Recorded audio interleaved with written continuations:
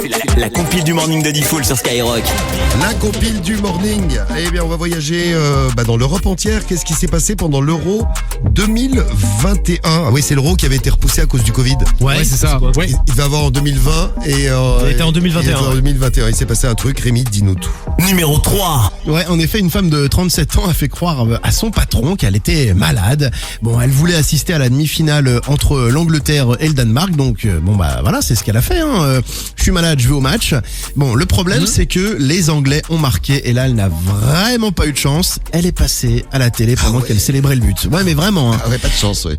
Et forcément, le peuple entier était derrière sa télé, dont son patron, qui l'a vu. Elle était toute badigeonnée, voilà, toute pimpante pour ce match. Alors que lui était dans son canapé à la maison. Il n'a pas trop apprécié. Alors, ils se sont qualifiés pour la finale, mais son patron a quand même décidé de la virer. Voilà, pas de chance. Ouais, ça c'est vrai, faut vraiment pas avoir de chance. Quelqu'un qui a eu pas de chance non plus, c'est à Nice. Numéro 2. À Nice pendant l'Euro 2016. L'Euro 2016, on est perdu contre le Portugal pour l'Euro 2016. En finale, ouais, c'était horrible. Au Stade de France, chez nous en plus. On l'avait suivi en direct à la radio. Avec un but d'Eder dans les prolongations. Ouais. Et le poteau extérieur de Gignac. Ah là là, Gignac. Bon, donc à Nice, pendant l'Euro 2016, c'est un supporter.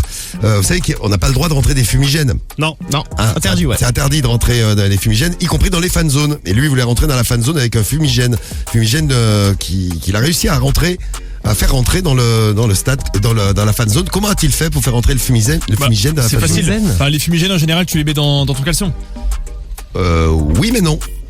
Il a quand même pas mis dans ses fesses. Eh bien, si. À l'intérieur des fesses. Si. Wow. Un fumigène de 18 cm de long. Non, mais c'est long, quand même. je pense qu'il a voulu se faire kiffer. Et de 4 cm de diamètre. Ah ouais, putain, décidément. 18 cm de long, 4 cm de diamètre. Oui, je parle bien d'un fumigène. Voilà, pour tromper la sécurité, il l'avait plaqué dans son rectum.